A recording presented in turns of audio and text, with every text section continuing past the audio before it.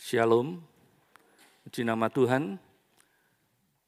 Saat ini kita mau belajar firman Tuhan lagi dengan satu judul yaitu Pilihlah Kehidupan. Pilihlah Kehidupan.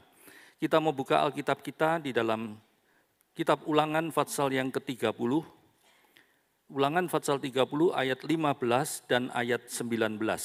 Ulangan 30 ayat yang ke-15 dan yang ke-19. Ingatlah, aku menghadapkan kepadamu pada hari ini kehidupan dan keberuntungan, kematian dan kecelakaan. Ayat yang ke-19. Aku memanggil langit dan bumi menjadi saksi terhadap kamu pada hari ini. Kepadamu kuperhadapkan kehidupan dan kematian, berkat dan kutuk. Pilihlah kehidupan supaya engkau hidup baik, engkau maupun keturunanmu. Amin, puji nama Tuhan. Ini adalah pesan dari Musa kepada bangsa Israel setelah mereka melakukan perjalanan panjang selama 40 tahun di padang gurun menuju ke tanah perjanjian Kanaan. Itu ditulis dalam Ulangan 29 ayat yang ke-5. Dan ini terjadi beberapa saat menjelang kematian Musa yang dicatat dalam Ulangan 31 ayat yang ke-14. Nah, perhatikan. Di dalam ayat ini kita membaca Musa mengingatkan kepada bangsa Israel bahwa pada hari itu dia menghadapkan kepada mereka pilihan yaitu kehidupan ataukah kematian, keberuntungan ataukah kecelakaan, berkat ataukah kutuk. Dan Musa mengingatkan mereka supaya jangan sampai salah pilih. Jangan sampai salah pilih. Musa berkata, pilihlah kehidupan, supaya engkau hidup, baik engkau maupun keturunanmu. Nah, hari ini Tuhan juga menghadapkan kepada kita sebuah pilihan yang sama.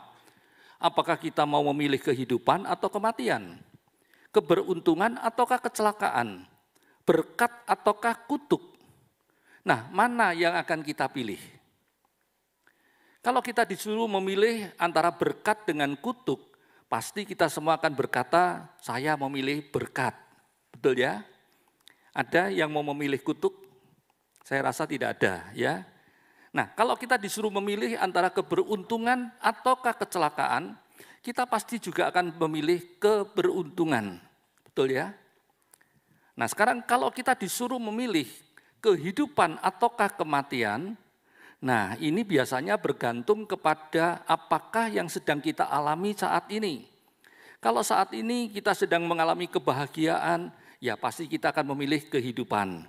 Tetapi kalau saat ini kita mengalami masalah dan musibah yang sangat berat, kesusahan yang sangat berat, seringkali kita memilih kematian daripada kehidupan.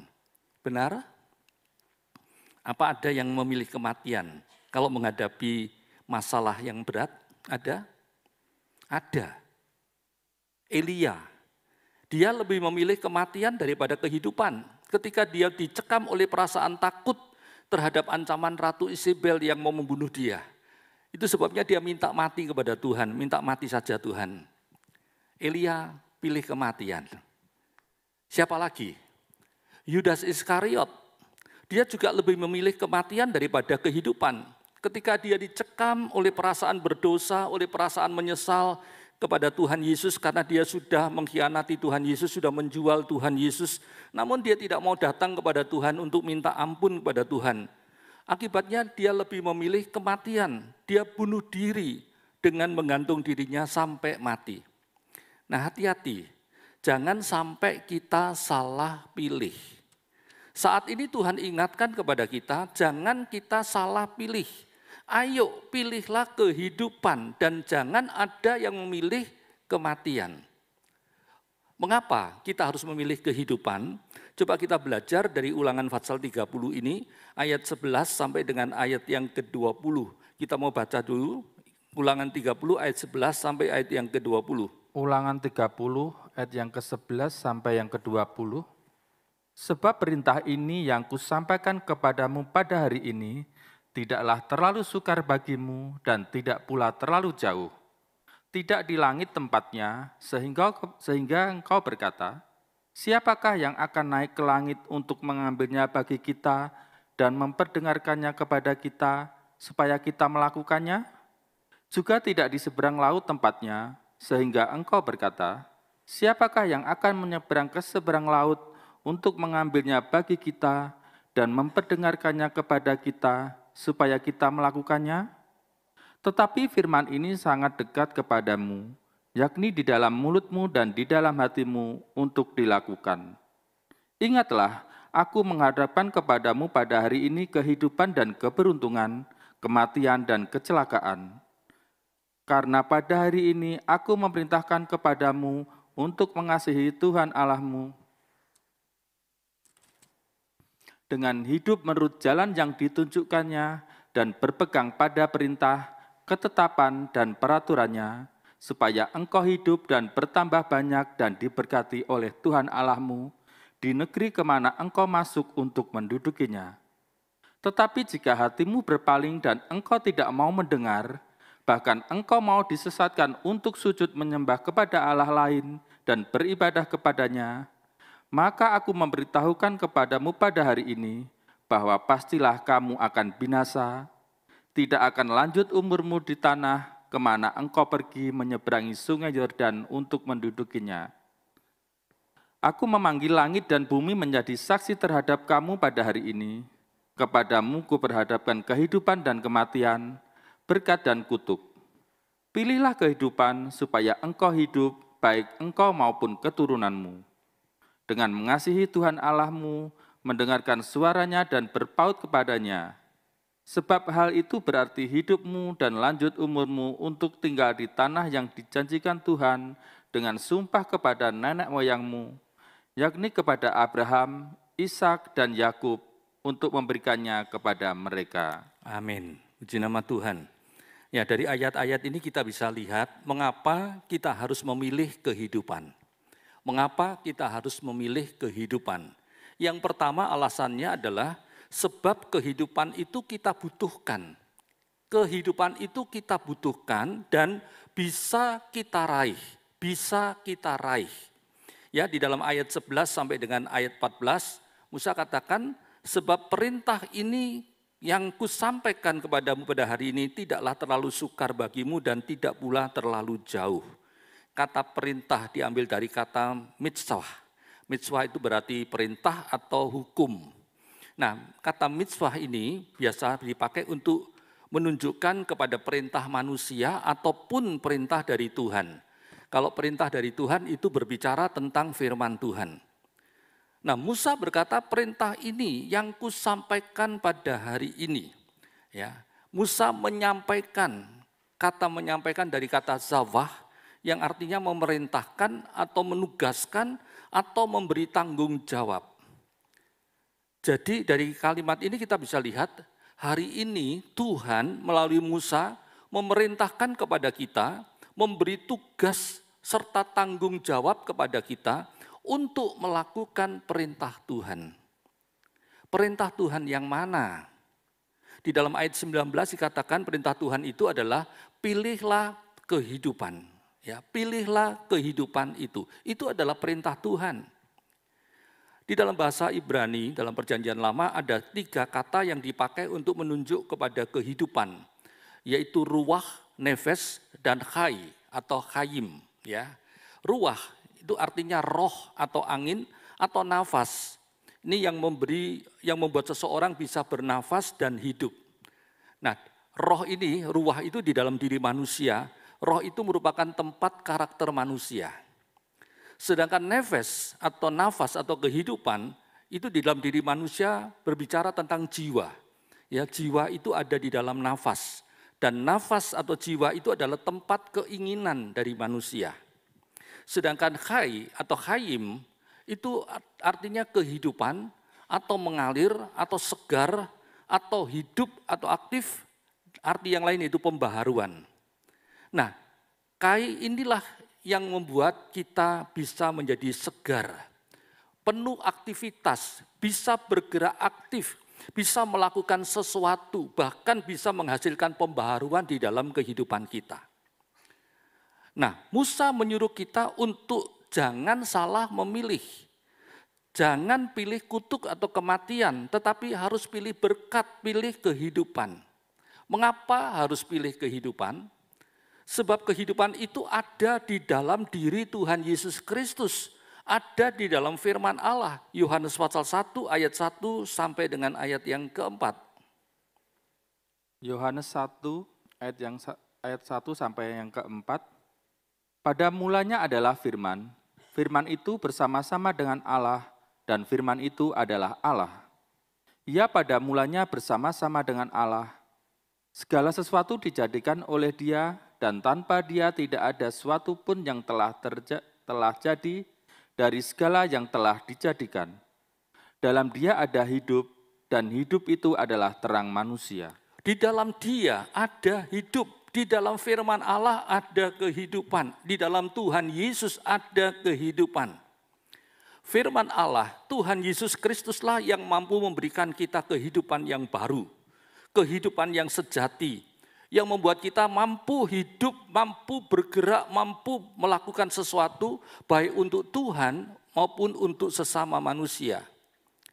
Di dalam Kisah Para Rasul 17 ayat 28 dikatakan, sebab di dalam Dia kita hidup. Di dalam Tuhan kita hidup, kita bisa bergerak, kita ada. Ya. Jadi hanya di dalam Tuhanlah kita ada dan diciptakan menjadi manusia yang hidup, yang benar-benar bisa bergerak, bisa melakukan sesuatu yang berguna. Ya, bahkan bisa menikmati kehidupan yang segar dan yang menyegarkan. Bahkan bisa menerima kehidupan yang baru. Hanya di dalam Dia saja kita akan mengalami pemulihan. Kita akan dipulihkan menjadi anak-anak Allah yang hidup, yang kudus, dan yang mulia. Itu sebabnya kita butuh kehidupan itu. Sebab tanpa kehidupan yang diberikan oleh Tuhan Yesus Kristus, kita akan mati. Bahkan menjadi manusia yang mati akibat dosa-dosa kita. Dahulu sebelum kita percaya kepada Tuhan Yesus, ketika masih ada dalam kehidupan kita yang lama, yang dikuasai oleh dosa, maka dosa hanya membawa kita kepada kematian dan kebinasaan kekal. Coba baca Efesus 4 ayat yang ke-22. Efesus 4 ayat yang ke-22, yaitu bahwa kamu berhubung dengan kehidupan kamu yang dahulu harus menanggalkan manusia lama yang menemui kebinasaannya oleh nafsunya yang menyesatkan. Nah, perhatikan. Di sini katakan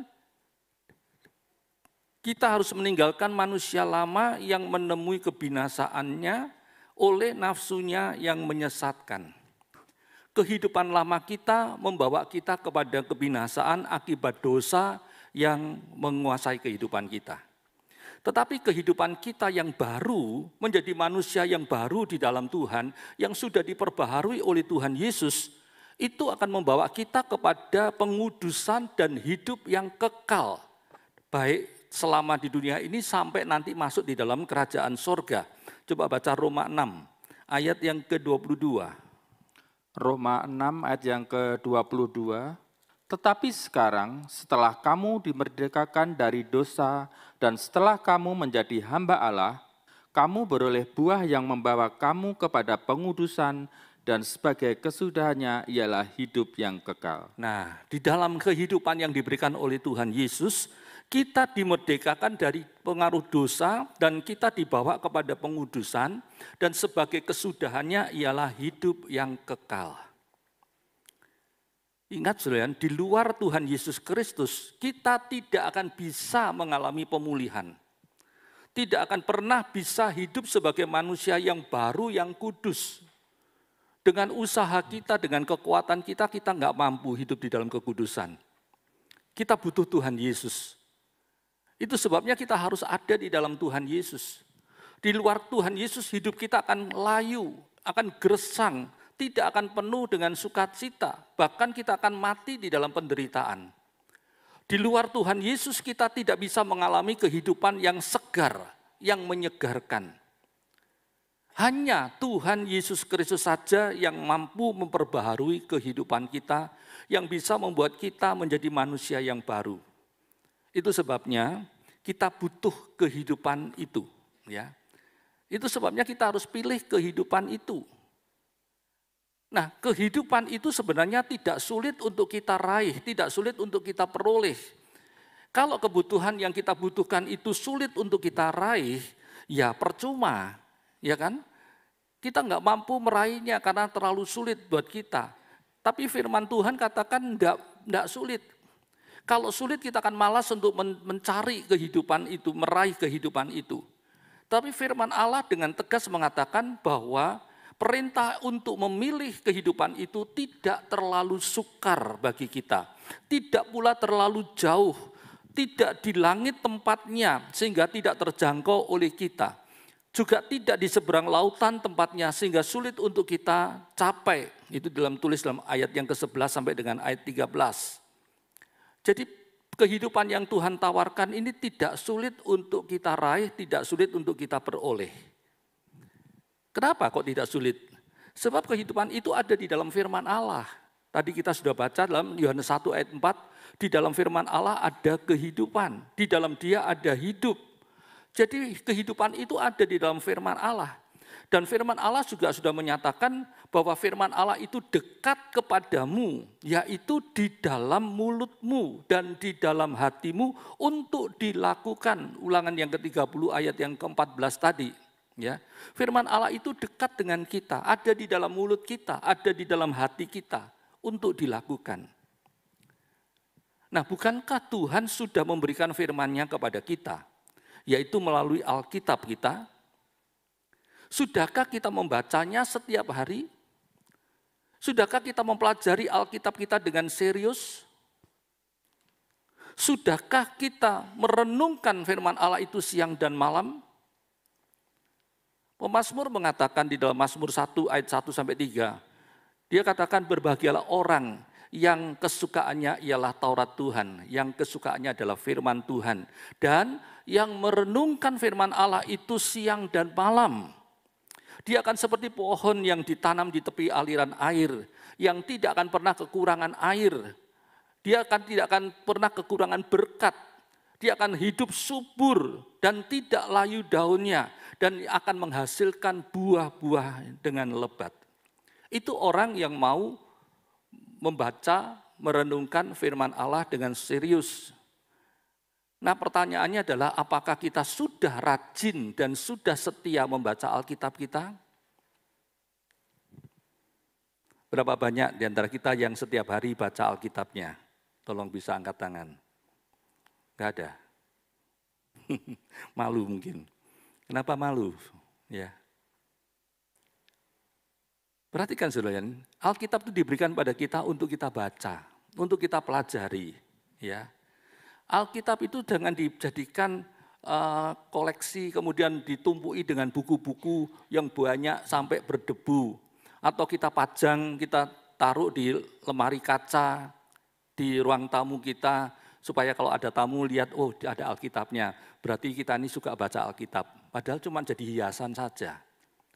Jangan sampai Alkitab dijadikan hiasan, saudara.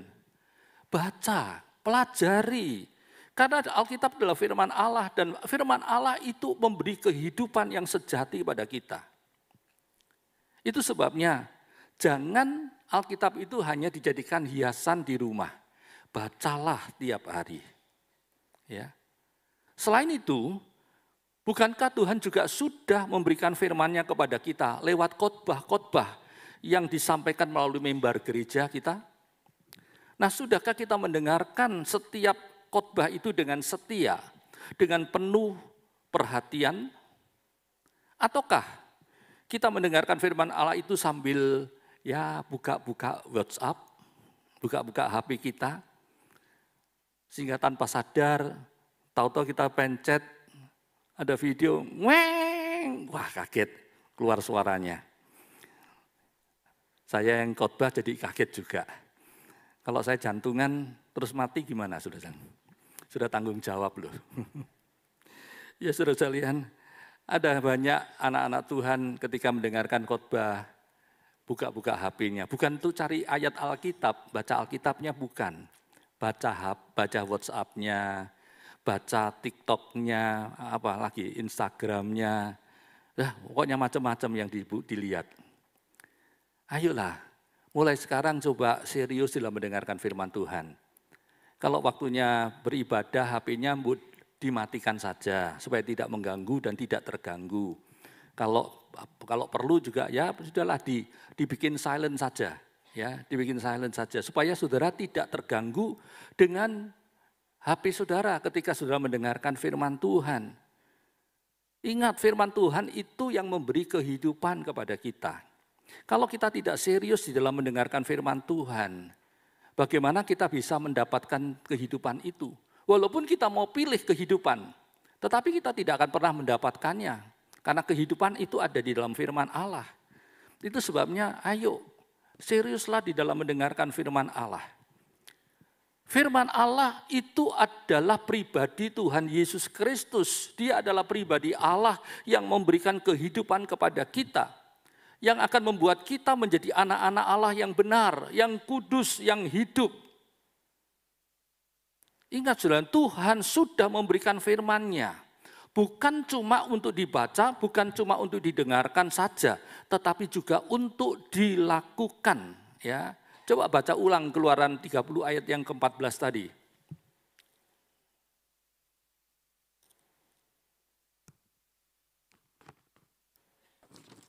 Keluaran 30. Ulangan 30 ayat yang ke-14.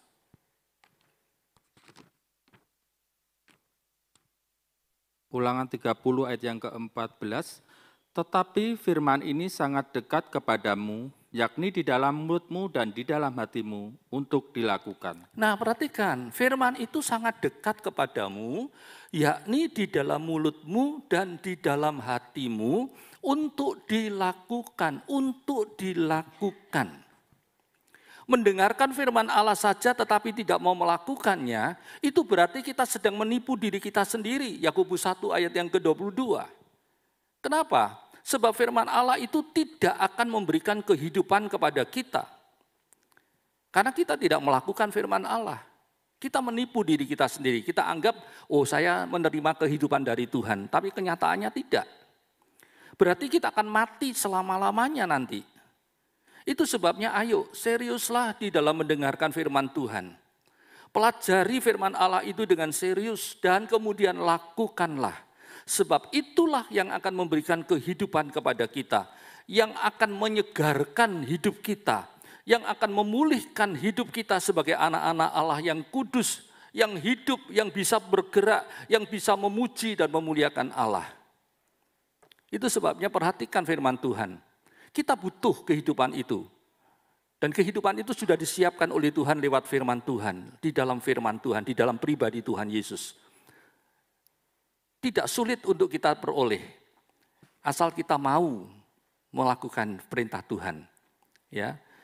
Jadi alasan yang pertama kenapa kita harus memilih kehidupan. Karena memang kita butuh kehidupan itu. Tanpa kehidupan itu kita akan binasa untuk selama-lamanya. Dan kehidupan itu tidak sulit untuk kita peroleh, mudah, bisa kita raih. Nah, alasan yang kedua, kenapa harus pilih kehidupan?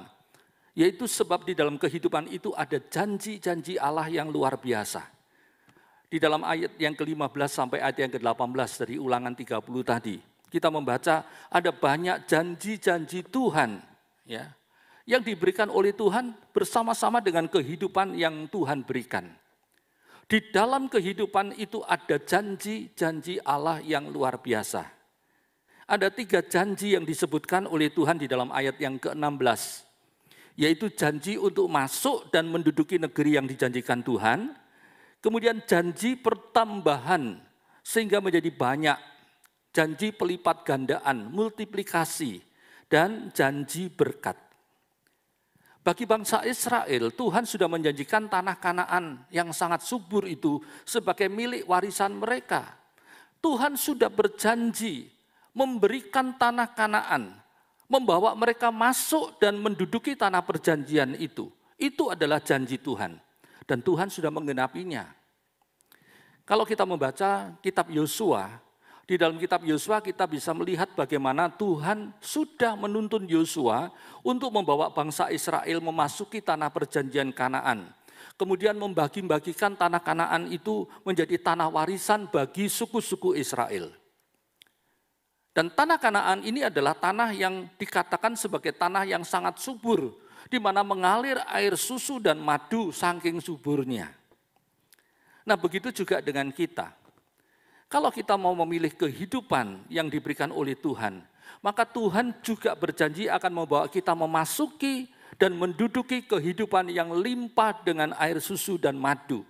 Kehidupan yang limpah dengan berkat Tuhan yang tidak akan ada habis-habisnya.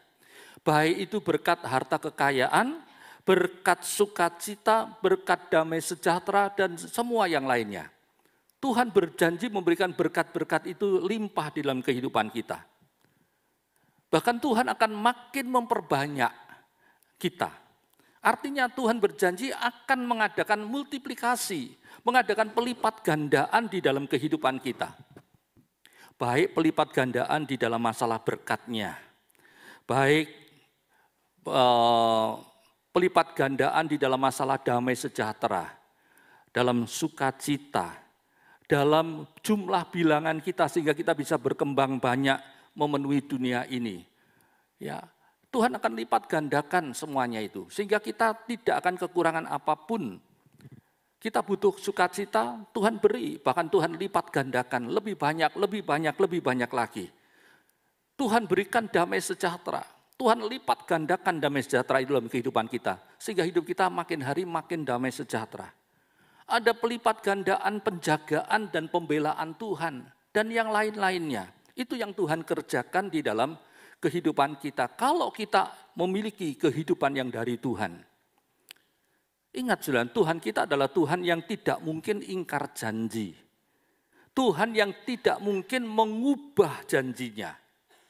Dia adalah Allah yang maha kekal, Allah yang tidak pernah berubah, dan Allah yang tidak mungkin bisa berubah. Sekali Dia berjanji akan memberikan perkara-perkara yang baik kepada kita, maka Tuhan pasti akan menggenapinya. Amin. Di dalam diri Tuhan tidak ada perubahan.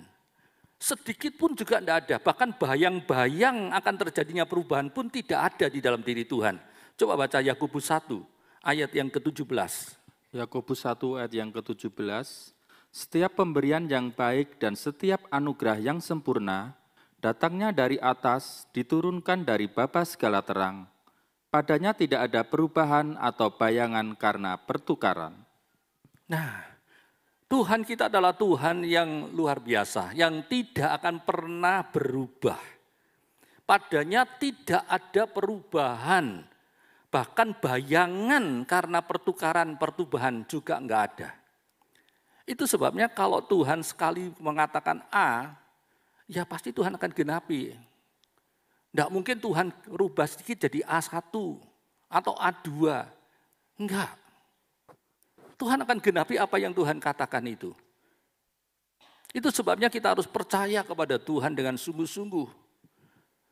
Nah, kalau kita diperintahkan untuk memilih kehidupan dan kita mau memilih kehidupan itu seperti perintah Tuhan, rugi enggak saudara sekalian? Ya pasti tidak. Justru kita yang untung besar. Tuhan akan memberkati hidup kita secara luar biasa. Bukan cuma berkat harta kekayaan saja ya. Seringkali kita anggap berkat itu cuma uang, kekayaan. Enggak saudara sekalian. Tuhan bisa memberkati kita dengan berbagai macam perkara-perkara yang baik.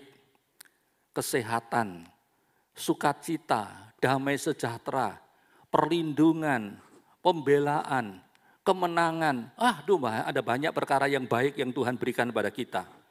Kebahagiaan, mungkin keturunan dalam rumah tangga. Mungkin Tuhan berikan pelayanan kepada kita, itu juga berkat dari Tuhan. Nah, semua yang baik itu akan Tuhan berikan kepada kita. Ini ada handphone berbunyi, tolong dimatikan.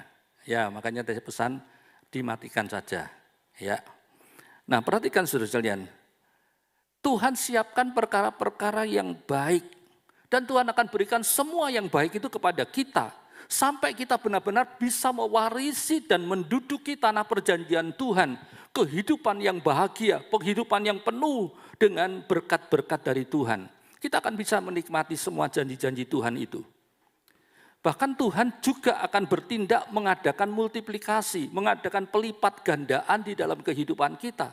asal kita tetap setia di dalam perkara-perkara yang kecil. Apa yang kita miliki saat ini mungkin kita anggap masih kecil, masih sedikit, nggak apa-apa. Asal kita ini setia dalam perkara yang kecil, maka Tuhan akan lipat gandakan itu menjadi makin besar, menjadi makin banyak, menjadi makin banyak. Buat Tuhan tidak sulit untuk memberkati kita dan membuat kita semakin bertambah-tambah berkat Tuhan itu. Ya, sama seperti yang dialami oleh Ishak. Bagaimana Tuhan memberkati Ishak dari hari ke hari sehingga dia makin kaya, makin lebih kaya lagi. Coba baca Kejadian 26 ayat 12 sampai ayat yang ke-14. Kejadian 26 ayat yang ke-12 sampai yang ke-14. Maka menaburlah Ishak di tanah itu, dan dalam tahun itu juga ia mendapat hasil 100 kali lipat, sebab ia diberkati Tuhan. Dan orang itu menjadi kaya, bahkan kian lama kian kaya, sehingga ia menjadi sangat kaya. Ia mempunyai kumpulan kambing domba dan lembu sapi, serta banyak anak buah, sehingga orang Filistin itu cemburu kepadanya. Nah, kita lihat di sini bagaimana Tuhan memberkati Ishak. Apa yang ditabur oleh Ishak Tuhan jadikan berhasil. Sampai mendapatkan hasil 100 kali lipat. Dia diberkati Tuhan menjadi orang yang kian lama kian kaya. Sehingga dia menjadi sangat kaya. Sampai orang Filistin cemburu kepada dia. Kalau Tuhan mau melipat gandakan berkatnya dalam kehidupan kita, nggak sulit saudara sekalian. Ya, karena Tuhan kita adalah Tuhan yang luar biasa, Tuhan yang maha kuasa. Apa susahnya buat Tuhan melipat gandakan berkatnya? Bagi Tuhan tidak terlalu sulit untuk memberkati kita dan melipat gandakan berkatnya dalam kehidupan kita. Coba baca lagi 2 Korintus 9 ayat 10 dan 11. 2 Korintus 9 ayat yang ke-10 sampai yang ke-11. Ia yang menyediakan benih bagi penabur dan roti untuk dimakan, ia juga yang akan menyediakan benih bagi kamu dan melipat gandakannya dan menumbuhkan buah-buah kebenaranmu. Kamu akan diperkaya dalam segala macam kemurahan hati yang membangkitkan syukur kepada Allah oleh karena kami. Amin. Ya, di sini Tuhan katakan Tuhan menyediakan benih bagi penabur, roti untuk dimakan, benihnya disediakan, roti makanannya juga disediakan, bahkan melipat gandakannya, ya, menumbuhkan buah-buah kebenaran, diperkaya di dalam perkara-perkara yang baik. Itulah Tuhan saudara dan Tuhan saya. Di dalam kehidupan yang Tuhan janjikan ada berkat-berkat yang melimpah. Ada pelipat kali gandaan yang Tuhan janjikan. Ada perkara-perkara yang tidak akan pernah kita bayangkan. Itu sebabnya enggak rugi kalau kita memilih kehidupan itu dalam kehidupan kita. Tapi sekali lagi syaratnya adalah kita harus setia dalam perkara yang kecil dulu. Ya, sekalipun mungkin hari ini berkat Tuhan mungkin kita rasakan masih sedikit, enggak apa-apa, tetaplah setia. Matius pasal yang ke-25 ayat yang ke-23, di situ diceritakan tentang Tuan itu yang berkata pada hambanya, ya, hai hamba yang baik, baik sekali perbuatanmu, kamu setia dalam perkara kecil. Itu sebabnya aku berikan kepada kamu tanggung jawab yang lebih besar. Aku percayakan yang lebih banyak lagi kepadamu. Masuklah dan turutlah di dalam kebahagiaan Tuhanmu. Kalau kita menjadi anak-anak Tuhan yang setia, yang bisa dipercayai oleh Tuhan di dalam perkara-perkara yang kecil, maka Tuhan akan mempercayakan lebih banyak kepada kita. Tetapi kalau kita tidak bisa dipercayai oleh Tuhan di dalam hal yang kecil, jangan harap Tuhan akan mempercayakan perkara yang lebih besar kepada kita. Sebab Tuhan sudah katakan di dalam Lukas 16 ayat 10, atau dibaca aja ya, Lukas 16 ayat 10, coba baca. Lukas 16 ayat yang ke-10, barang siapa setia dalam perkara-perkara kecil, ia setia juga dalam perkara-perkara besar. Dan barang siapa tidak benar dalam perkara-perkara kecil, ia tidak benar juga dalam perkara-perkara besar. Nah, barang siapa setia dalam perkara kecil, dia pasti setia dalam perkara yang besar. Kalau tidak benar di dalam perkara yang kecil, ya nggak mungkin bisa benar di dalam perkara yang besar. Itu sebabnya kalau enggak setia, enggak benar dalam perkara kecil, enggak akan ditambah oleh Tuhan. Walaupun kita minta-minta pada Tuhan, Tuhan tambahi toh Tuhan, berkatnya Tuhan. Kan Tuhan janji memberkati saya limpah. Katanya Tuhan bawa saya ke tanah Kanaan yang subur, yang penuh dengan air madu dan susu. Mana Tuhan, buktinya Tuhan. Nah cobalah setia dulu dalam perkara yang kecil. Apapun yang Tuhan percayakan kepada kita, lakukan itu dengan sepenuh hati kita untuk kemuliaan Tuhan. Lakukan dengan baik. Ya, kerjakan apa yang Tuhan percayakan pada kita itu dengan sungguh-sungguh, dengan serius. Maka Tuhan akan melihat bahwa kita adalah hamba Tuhan yang benar-benar bisa dipercaya. Dan Tuhan pasti akan memberikan lebih banyak. Ingat, buat Tuhan melipat gandakan berkat itu mudah. Enggak sulit, karena Dia adalah Tuhan yang maha kuasa. Itu sebabnya lakukan firman Tuhan ini. Tetaplah setia dalam perkara yang kecil. Maka Tuhan akan percayakan perkara yang lebih besar kepada kita. Dan semua itu akan terjadi kalau kita memilih kehidupan yang ada di dalam Tuhan Yesus. Jangan memilih kehidupan di luar Tuhan Yesus. Kehidupan di luar Tuhan Yesus adalah kehidupan yang semu, kehidupan yang palsu. Karena akhirnya akan berakhir kepada kematian dan kebinasaan. Tapi kehidupan di dalam Tuhan Yesus itu adalah kehidupan yang sejati yang akan membawa kita masuk di dalam kehidupan yang kekal, di dalam kerajaan sorga. Itu sebabnya enggak rugi kalau kita memilih kehidupan dari Tuhan. Ya. Karena di dalam kehidupan itu ada janji Allah yang luar biasa, baik untuk kehidupan kita selama di dunia ini, maupun nanti dalam kehidupan kita di dalam kerajaan sorga. Tapi jangan lupa, dalam Ulangan 30 ayat 15-18, Tuhan sudah memberikan syaratnya. Nanti sudah baca ulang ya. Di dalam Ulangan 30 itu Tuhan memberikan syaratnya supaya kita bisa menikmati janji-janji Tuhan itu. Ya, di dalam ayat 16 katakan, yang pertama kita harus mengasihi Tuhan Allah kita. Mengasihi dengan sepenuh hati kita, sebulat-bulat kehidupan kita, seluruh kehidupan kita. Ya. Kemudian yang kedua, kita harus buktikan kasih kita kepada Tuhan itu dengan hidup menurut jalan yang ditunjukkan Tuhan. Hidup menurut firman Allah. Ini yang kedua. Dan yang ketiga, kita harus berpegang teguh pada perintah, ketetapan, dan peraturannya. Jadi kita nih harus selalu pegang teguh firman Tuhan. Enggak boleh meragukan firman Tuhan sedikit pun juga. Dan juga tidak boleh meninggalkan firman Tuhan, tidak boleh melupakan firman Allah. Gampangnya, kita nih harus menghidupi firman Tuhan itu sampai akhir kehidupan kita. Ingat Julian, hidup di dalam firman Allah itu berarti kita hidup di dalam Tuhan Yesus Kristus. Dan itu merupakan jaminan bahwa semua yang dijanjikan oleh Tuhan itu akan kita alami. Sebab semua janji-janji itu ada di dalam Tuhan Yesus. Jadi kalau kita hidup di dalam Tuhan Yesus, ya pasti semua janji-janji itu akan kita nikmati dalam kehidupan kita. Itu sebabnya ayo belajar mengasihi Tuhan. Serius. Dengan melakukan firman Tuhan. Dengan berpegang teguh pada firman Tuhan. Dan satu lagi. Jangan berpaling dari Tuhan. Dan menyembah kepada berhala-berhala. Itu ditulis dalam ayat yang ke-17. Jangan berpaling dari Tuhan dan menyembah kepada berhala-berhala. Kalau sampai kita tidak mau mendengarkan peringatan Tuhan ini, dan kalau sampai kita meninggalkan Tuhan dan menyembah kepada yang lainnya, kepada berhala-berhala, maka kita pasti akan binasa. Tidak akan lanjut umur kita di tanah yang dijanjikan oleh Tuhan. Berarti kita tidak akan pernah menikmati janji-janji Tuhan itu.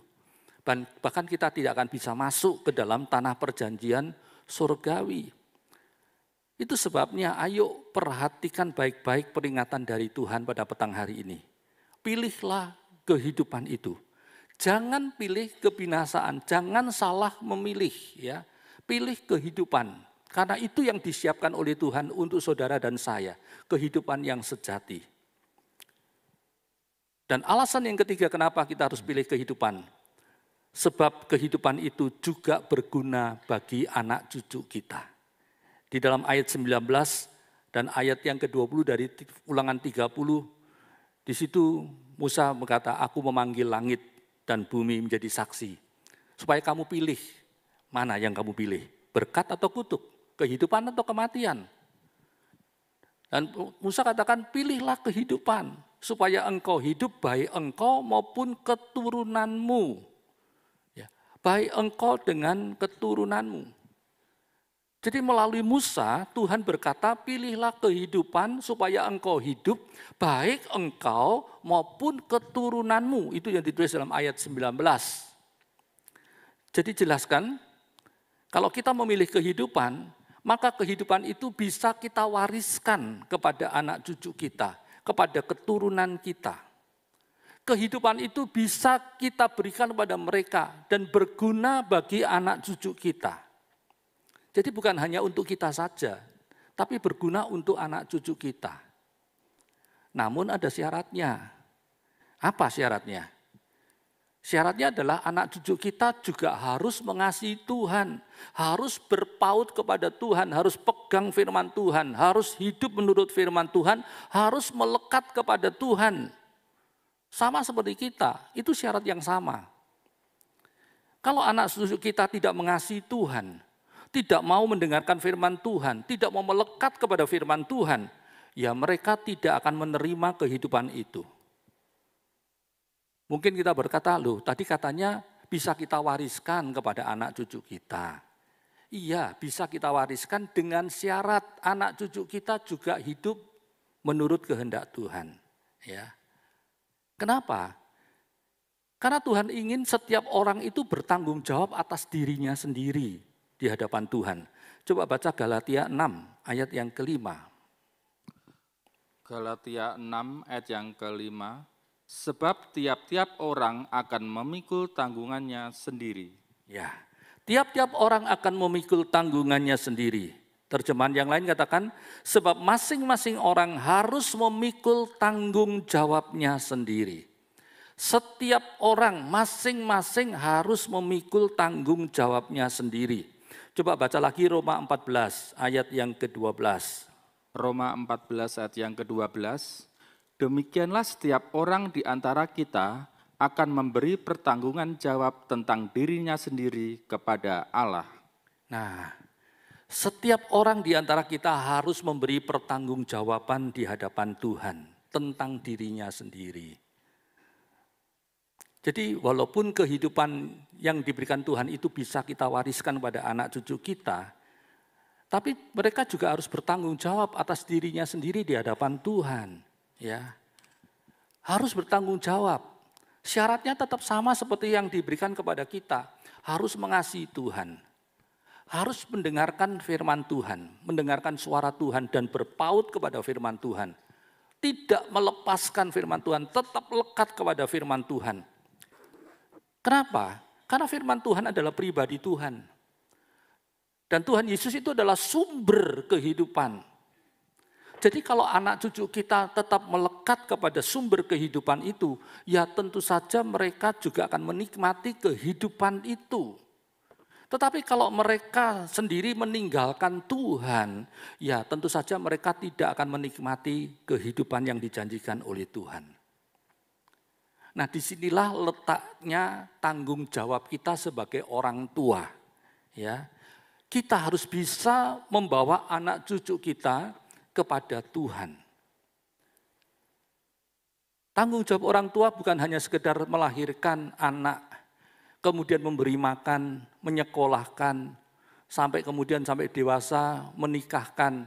Bukan hanya itu, saudara sekalian. Ya, tanggung jawab orang tua adalah memperhatikan pendidikan anak-anaknya di dalam Tuhan.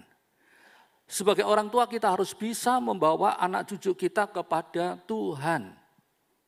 Kita harus bisa mendidik anak cucu kita di dalam kebenaran firman Tuhan. Kita harus bisa mendidik anak-anak kita di dalam takut akan Tuhan. Kita harus bisa mendidik anak-anak kita agar mencintai Tuhan dan menjadi pelaku-pelaku firman Tuhan. Itu adalah tanggung jawab kita sebagai orang tua, ya. Kita harus bisa mendidik anak-anak kita untuk selalu hidup melekat kepada Tuhan. Itu sebabnya Tuhan katakan, didiklah anak-anakmu, maka kamu akan bahagia. Coba baca Amsal 22 ayat yang ke-6. Amsal 22 ayat yang ke-6, didiklah orang muda menurut jalan yang patut baginya, maka pada masa tuanya pun ia tidak akan menyimpang daripada jalan itu. Nah, didiklah orang muda, didiklah anak itu menurut jalan yang patut baginya, sampai tua pun dia tidak akan menyimpang dari jalan itu. Ya, saya tuliskan dua terjemahan yang lain, yaitu dalam terjemahan bahasa Indonesia sehari-hari dan Jawa. Dalam bahasa Indonesia sehari-hari katakan, ajarlah seorang anak cara hidup yang patut baginya, maka sampai masa tuanya dia akan hidup demikian. Jadi kalau anak itu dari kecil sudah dididik hidup di dalam kebenaran firman Tuhan, sampai dewasa nanti dia akan tetap hidup di dalam firman Tuhan. Ya, bahasa Jawa katakan, bocah wiwit cilik ajarono bab dalan sing perlu diambah, supaya tekan tuwa ora bakal nyimpang. Anak itu sejak kecil harus diajar tentang jalan yang harus dilalui, supaya sampai tua dia tidak akan menyimpang. Nah, kalau anak cucu kita sejak kecil sudah kita ajar untuk cinta kepada Tuhan, untuk terus melekat kepada Tuhan, maka sampai tua dia akan tetap ingat kepada Tuhan, tetap melekat kepada Tuhan. Dan akan menikmati janji-janji yang ada di dalam kehidupan yang kita wariskan dari Tuhan itu. Dan itu akan membuat kita sebagai orang tua ikut bahagia melihat anak-anak kita diberkati Tuhan. Melihat anak-anak kita hidupnya bahagia. Hidup di tanah perjanjian yang limpah susu dan madu itu. Kita sebagai orang tua pasti juga akan bahagia melihat anak kita diberkati. Amsal 29 ayat yang ke-17. Amsal 29 ayat yang ke-17, didiklah anakmu, maka ia akan memberikan ketentraman kepadamu dan mendatangkan sukacita kepadamu. Nah, didiklah anakmu, maka dia akan memberikan ketentraman kepadamu, mendatangkan sukacita kepadamu. Itu sebabnya ayo jangan egois ya. Jangan hanya memikirkan kebahagiaan diri kita sendiri saja. Tapi cobalah pikirkan kebahagiaan anak cucu kita. Didiklah mereka di dalam takut akan Tuhan. Dan wariskanlah kehidupan itu kepada mereka semua. Agar mereka semua juga bisa hidup bahagia dan sukacita. Bisa menikmati janji-janji Allah yang luar biasa itu sepanjang hidupnya. Bahkan mereka semua juga akan berkumpul dengan kita nanti di dalam kerajaan sorga. Amin, saudara sekalian. Hari ini Tuhan dengan jelas dan sangat tegas mengingatkan kepada kita, pilihlah kehidupan itu. Tuhan sudah menghadapkan kepada kita pilihan. Hidup ini penuh dengan pilihan. Ya, dalam acara sharing hari Jumat yang lalu, ada yang bertanya, saya enggak kepingin dilahirkan, jadi mau milih katanya. Enggak bisa. Kita memilih untuk tidak memilih itu sudah milih. Ya, memilih untuk tidak memilih itu sudah memilih namanya. Jadi hidup ini pasti penuh dengan pilihan. Tinggal kita mau pilih yang baik atau yang tidak. Pilih kehidupan atau pilih kematian. Pilih berkat atau pilih kutuk. Pilih kecelakaan atau pilih kedamaian. Tinggal kita pilih. Ya, Tuhan sudah menghadapkan kepada kita pilihan itu. Pilihlah kehidupan. Pilihlah keberuntungan. Pilihlah berkat. Pilihan itu ada di tangan kita masing-masing. Kalau kita salah memilih, maka kita yang menyesal. Kita yang akan menderita. Sebaliknya kalau pilihan kita benar, kita memilih kehidupan yang dari Tuhan, maka kita akan bahagia. Dan kebahagiaan itu bisa kita wariskan sampai kepada anak cucu kita. Ya, itu sebabnya sekali lagi jangan sampai salah pilih. Pilihlah kehidupan, sebab kehidupan itu adalah pribadi Tuhan Yesus sendiri. Enggak lupa ayatnya? Coba baca Yohanes 14 ayat yang ke-6. Yohanes 14 ayat yang ke-6. Kata Yesus kepadanya, Akulah jalan dan kebenaran dan hidup. Tidak ada seorang pun yang datang kepada Bapa kalau tidak melalui aku. Nah, Tuhan Yesus berkata, Akulah jalan, kebenaran, dan hidup.